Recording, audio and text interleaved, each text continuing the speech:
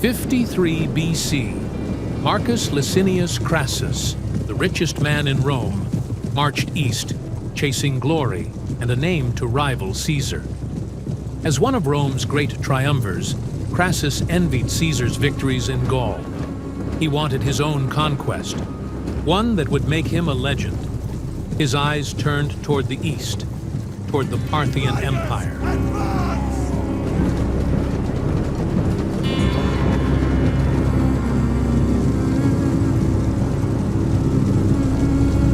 In early spring, Crassus crossed the Euphrates River.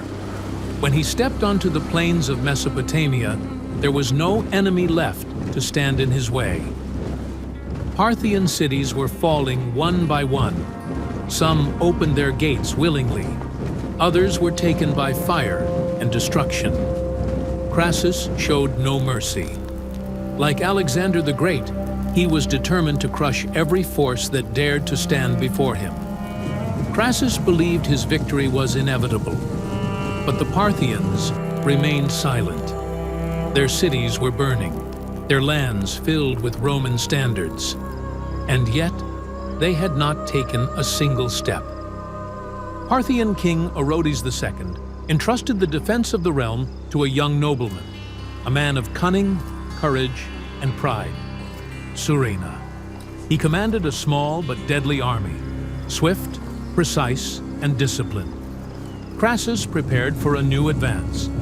7 legions, about 34,000 legionaries, 4,000 light infantry, and nearly 5,000 cavalry, including Publius Crassus's 1,000 Gallic horsemen. For the Romans, it was just another march. But the desert was unlike any enemy they had faced. Soon, scouts reported tracks in the sand, signs of an army ahead. Crassus turned his forces toward the desert. But the army that awaited him was unlike any Rome had ever met. They were all cavalry. Around 9,000 horse archers and 1,000 armored cataphracts. Their heavy armor was hidden beneath cloth, so from a distance they appeared to be light horsemen. Ride out! Ride out forward! Fearing encirclement, Crassus ordered his men into a hollow square formation, a wall of shields and spears in every direction. But what he believed was protection would soon become a trap. Carrhae, Rome's boldest march into the east, and one of its bloodiest defeats.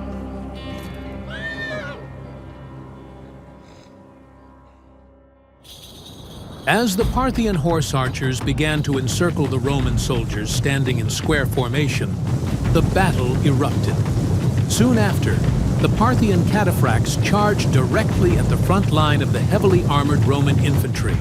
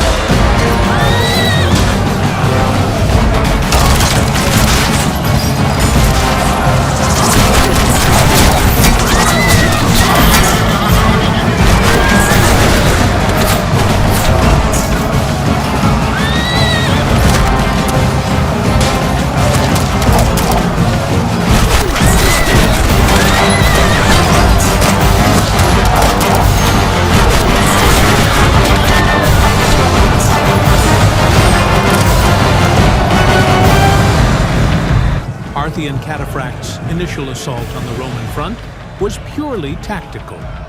Though they appeared to retreat after taking losses, their true aim was to disrupt the legion's formation and morale.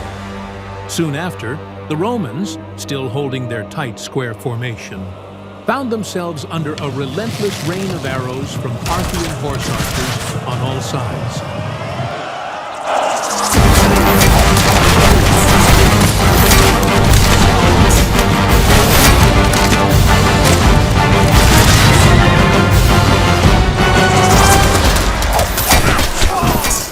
The Parthian horse archers surround the Romans on all sides, unleashing a relentless rain of arrows.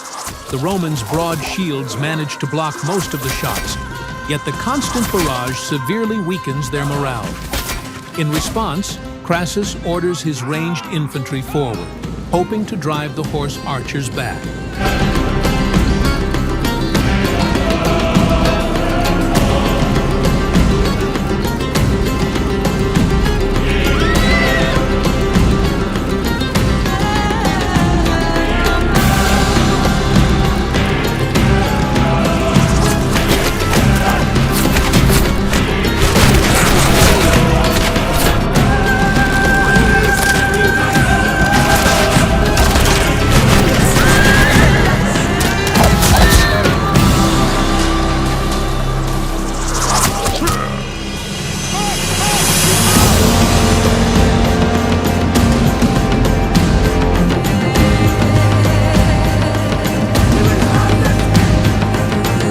Roman ranged infantry retreats due to their smaller numbers. Moreover, hitting mounted Parthian horse archers with accuracy proves nearly impossible. In this situation, Crassus believes the only outcome will be for the Parthian archers to run out of arrows, forcing them into close combat. For now, there seems to be nothing to worry about. The Romans hold a significant numerical advantage and command the most disciplined and deadly infantry of the era, the legions.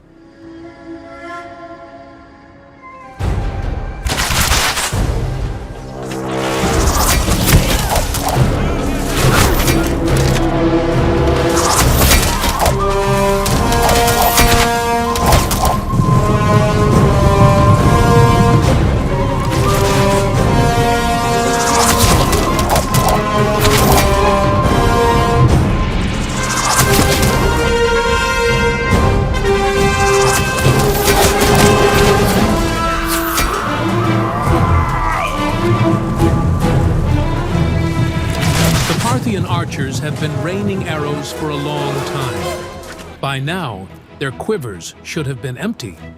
Yet Crassus had failed to anticipate one crucial detail. Behind the horse archers were camel units constantly supplying them with fresh arrows. Their ammunition seemed endless. Although the Roman shields stopped most of the barrage, the few arrows that struck their mark crippled or incapacitated soldiers. As time passed, the Romans grew exhausted, fearful, and unable to move. The situation was rapidly deteriorating. Crassus needed to act fast. Crassus orders his son Publius to take the cavalry and one legion and launch an attack against the Parthian archers surrounding them. He has finally realized that if they cannot force the archers to retreat, their fate will be disastrous.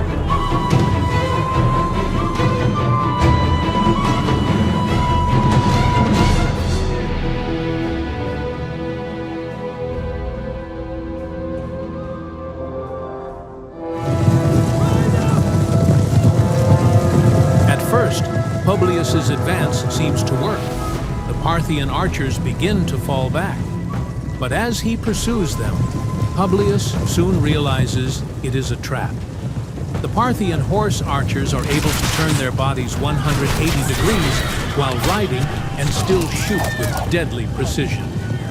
Despite the relentless rain of arrows, Publius and his cavalry press forward, refusing to retreat.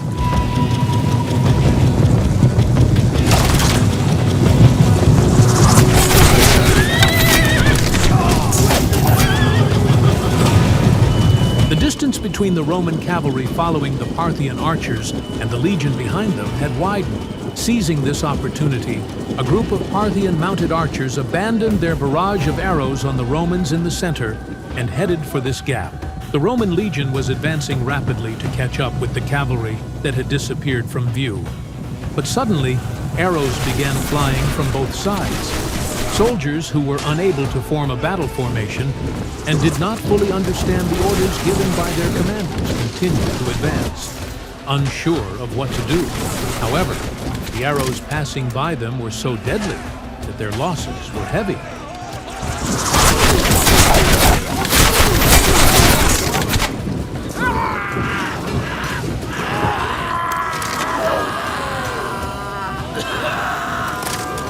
The cataphracts we saw at the beginning of the battle returned to the field, launching an assault on the Roman legion from both the front and the rear.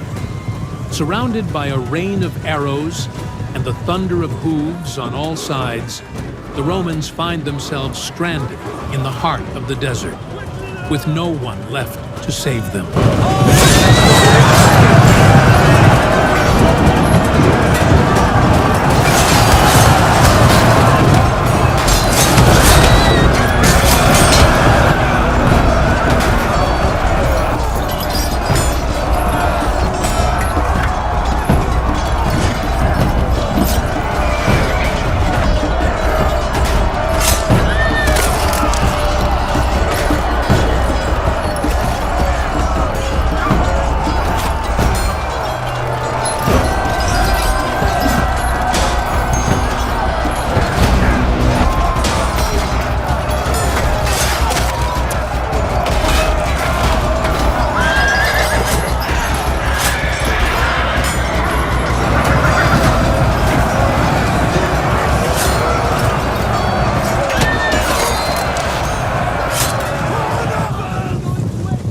Publius and his cavalry continue to pursue the Parthian horse archers for a while, but soon they find themselves surrounded from both flanks by advancing cataphract units.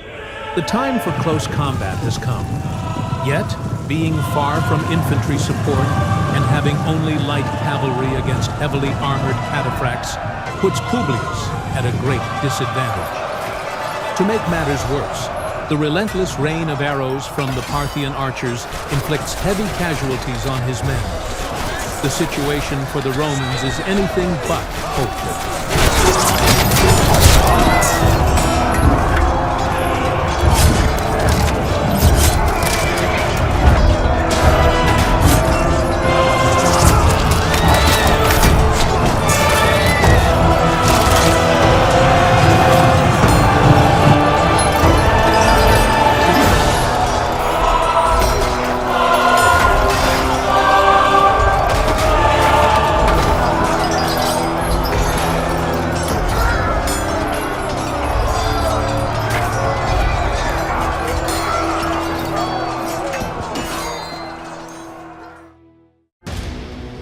No matter how fiercely they fought, the Romans stood little chance against the armored wall of the cataphracts.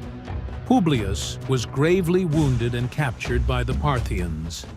In this clash, over 5,000 Romans were slain and 500 taken prisoner.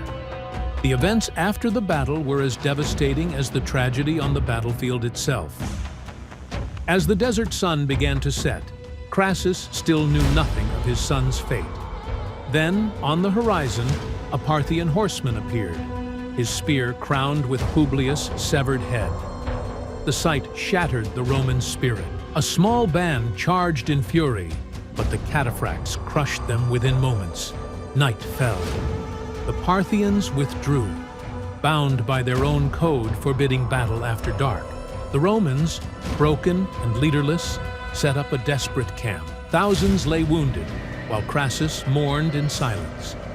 2 officers seized command, technically a mutiny, but Crassus no longer cared.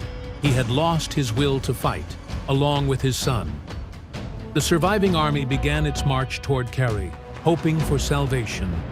But the desert at night was merciless. Fear and confusion spread through the ranks. Men stumbled in the darkness, some collapsing along the way, never to rise again. By dawn, only a fraction reached Carrhae. At sunrise, the Parthians returned, slaughtering every wounded Roman left behind. Then they fanned out across the desert, hunting down survivors. Before long, they discovered where the main Roman force had fled. And on that final day, the Parthians offered terms of peace. Crassus, hollow and broken, agreed to meet them. But it was a trap. In the chaos that followed, he was slain, his head severed, and molten gold poured into his mouth, a cruel mockery of his endless greed. At Carrhae, out of 43,000 Romans, 20,000 were killed and 10,000 captured. The Parthians lost barely 300 men. Even the Roman eagle standard was taken. It was one of Rome's darkest humiliations. In this battle, Rome's richest and most powerful man was consumed by his own ambition, leading to his complete ruin. And Carrhae stands in history as one of Rome's greatest defeats.